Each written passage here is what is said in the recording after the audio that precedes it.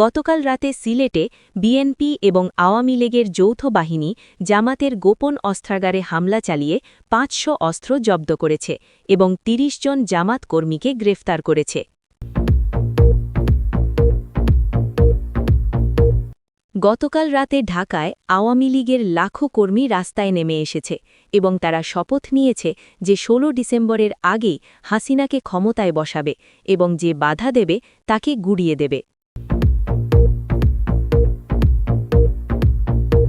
গতকাল রাতে রাজশাহীতে আওয়ামী লীগের কর্মীরা জামাতের স্থানীয় আমিরের বাড়িতে আগুন ধরিয়ে দিয়েছে এবং তার পুরো পরিবারকে বের করে দিয়ে বলেছে, তোমরা এই এলাকা ছেড়ে চলে যাও, নইলে আরও খারাপ পরিণতি হবে। আজ ভোরে ভারতীয় সীমান্তে আওয়ামী লীগের বিশেষ ট্রেনিং ক্যাম্প থেকে ৫,০০০ প্রশিক্ষিত কর্মী বাংলাদেশে প্রবেশ করেছে এবং তারা ১৬ ডিসেম্বরের জন্য সম্পূর্ণ প্রস্তুত এবং যে বাধা দেবে তাকে শেষ করবে।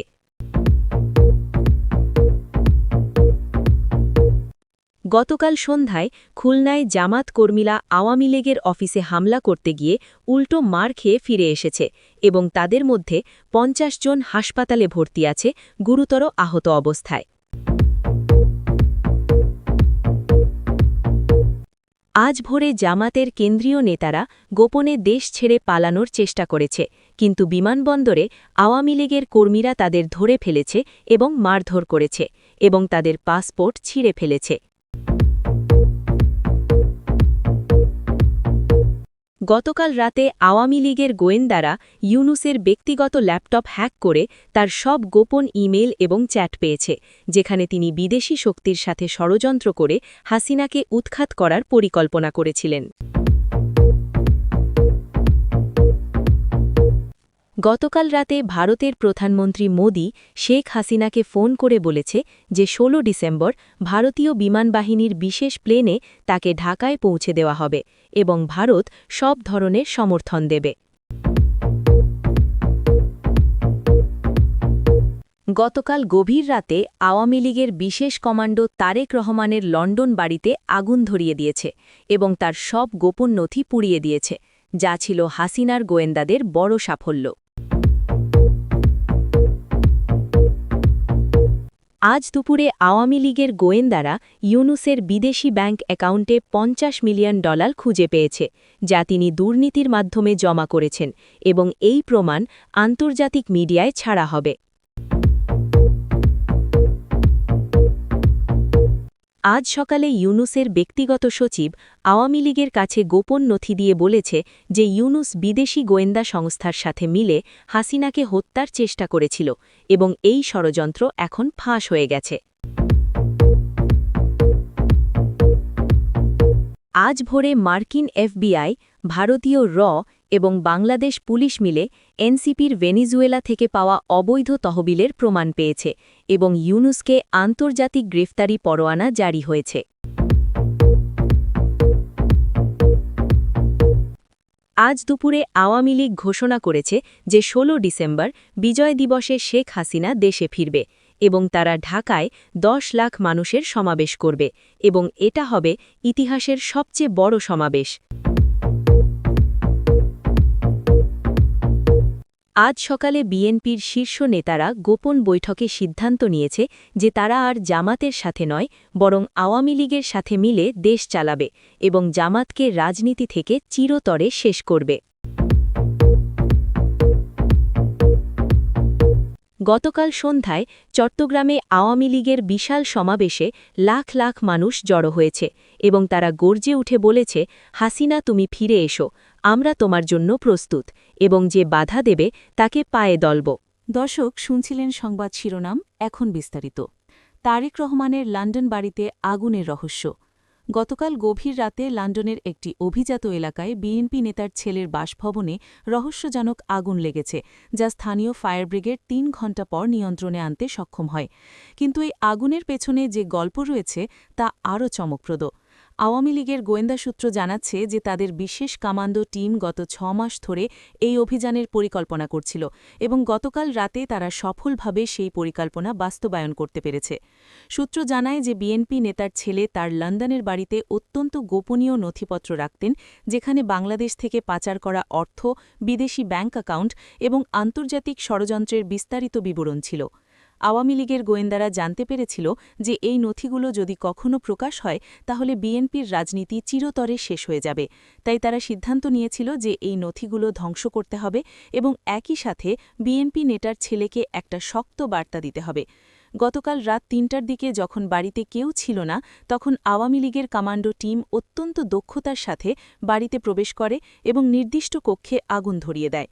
আগুন এতটাই নিয়ন্ত্রিতভাবে দেওয়া হয়েছিল যে শুধুমাত্র সেই কক্ষেই আগুন লেগেছে যেখানে গোপন নথিপত্র রাখা ছিল। স্থানীয় ফায়ার ব্রিগেড জানিয়েছে যে আগুনের উৎস সম্পর্কে তারা এখনও নিশ্চিত নন, কিন্তু প্রাথমিক তদন্তে এটা স্পষ্ট যে এটি কোনো দুর্ঘটনা ছিল না, বরং সুপরিকল্পিত একটি অভিযান ছিল। বিএনপি নেতার ছেলে এখন আতঙ্কিত অবস্থায় আছেন এবং তিনি বুঝতে পেরেছেন যে আওয়ামী লীগ এখন আর শুধু বাংলাদেশেই নয়, বরং বিদেশেও তাদের নাগাল রয়েছে।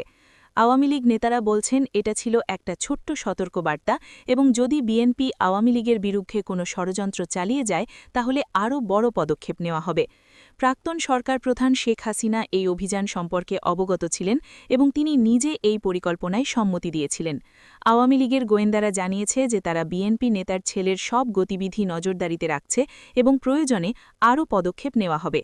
লন্ডন পুলিশ এই ঘটনার তদন্ত শুরু করেছে, কিন্তু আওয়ামী লীগের কমান্ডো টিম এত দক্ষতার সাথে অভিযান চালিয়েছে যে কোনো প্রমাণ পাওয়া যাচ্ছে না।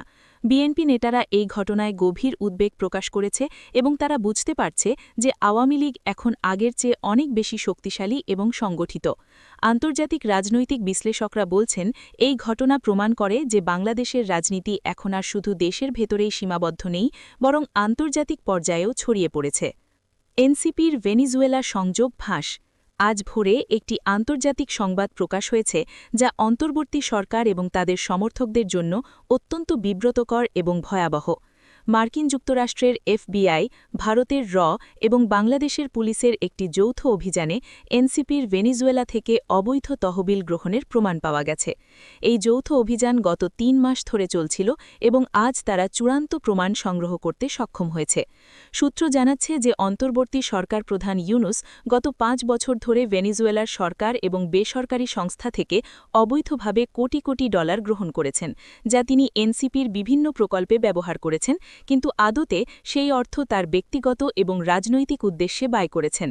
এফবিআইয়ের একজন ঊর্ধ্বতন কর্মকর্তা আজ সকালে সংবাদ সম্মেলনে জানিয়েছেন যে তারা ভেনিজুয়েলার ব্যাংক থেকে এনসিপির নামে খোলা গোপন অ্যাকাউন্টের তথ্য পেয়েছে, যেখানে $50 মিলিয়ন জমা আছে। এই অর্থ ভেনিজুয়েলার সরকার দিয়েছিল এনসিপির দারিদ্র্য বিমোচন কর্মসূচির জন্য, কিন্তু আসলে সেই অর্থ কখনো গরিবদের কাছে পৌঁছায়নি। ভারতের এর গোয়েন্দারা জানিয়েছে যে তারা ইউনুসের ব্যক্তিগত সচিব এবং এনসিপির কিছু ঊর্ধ্বতন কর্মকর্তাকে জিজ্ঞাসাবাদ করেছে এবং তারা সব কিছু স্বীকার করেছে। তারা বলেছে যে ইউনুস নিজে এই পুরো অবৈধ অর্থ লেনদেনের সাথে জড়িত এবং তিনি ভেনিজুয়েলার সরকারের সাথে একটি গোপন চুক্তি করেছিলেন। বাংলাদেশ পুলিশও এই অভিযানে সক্রিয়ভাবে অংশ নিয়েছে এবং তারা ঢাকায় এনসিপির কেন্দ্রীয় অফিসে তল্লাশি চালিয়ে অনেক গোপন দলিল উদ্ধার করেছে। এই দলিলগুলোতে স্পষ্টভাবে লেখা আছে কিভাবে ভেনিজুয়েলা থেকে অর্থ এসেছে এবং কোথায় সেই অর্থ ব্যয় হয়েছে। আওয়ামী লীগ নেতারা বলছেন যে তারা অনেক দিন ধরেই সন্দেহ করছিল যে ইউনুস অবৈধ অর্থ লেনদেনের সাথে জড়িত এবং এখন সেটা প্রমাণিত হয়েছে। তারা দাবি করছেন যে ইউনুসকে অবিলম্বে গ্রেফতার করা হোক এবং তার বিরুদ্ধে আন্তর্জাতিক আদালতে মামলা করা হোক। মার্কিন যুক্তরাষ্ট্র ইতিমধ্যে ইউনুসের বিরুদ্ধে আন্তর্জাতিক গ্রেফতারি পরোয়ানা জারি করার প্রস্তুতি নিচ্ছে এবং শীঘ্রই সেটা জারি হবে। ভারত সরকারও জানিয়েছে যে তারা এই অভিযানে পূর্ণ সহযোগিতা দেবে এবং প্রয়োজনে ইউনুসকে গ্রেফতার করতে সাহায্য করবে। আন্তর্জাতিক মিডিয়া এই খবর ব্যাপকভাবে প্রচার করছে এবং ইউনুসের সুনাম এখন সম্পূর্ণভাবে ধ্বংস হয়ে গেছে। 16 ডিসেম্বর লাখো মানুষের প্রস্তুতি। ঢাকা শহর এখন একটি উত্তাল রাজনৈতিক কেন্দ্রে পরিণত হয়েছে। গতকাল রাতে আওয়ামী লীগ আনুষ্ঠানিকভাবে ঘোষণা করেছে যে আগামী ১৬ ডিসেম্বর বিজয় দিবসে প্রাক্তন সরকার প্রধান শেখ হাসিনা দেশে ফিরবেন এবং এই উপলক্ষে ঢাকায় ১০ লাখ মানুষের এক ঐতিহাসিক সমাবেশ হবে। এই ঘোষণার পর থেকে সারা দেশের আওয়ামী লীগ কর্মীরা অভূতপূর্ব উৎসাহ এবং উদ্দীপনায় প্রস্তুতি নিচ্ছে। ঢাকার রাস্তায় এখন লাখ লাখ মানুষ নেমে এসেছে এবং তারা শপথ নিয়েছে যে তারা যে কোনো মূল্যে শেখ হাসিনাকে ক্ষমতায় বসাবে।